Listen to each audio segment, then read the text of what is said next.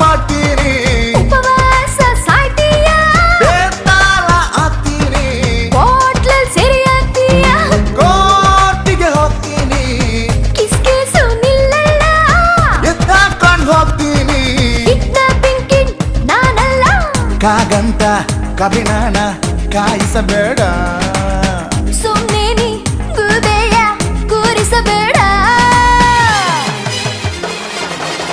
Lipu Lipu Lipu Lipu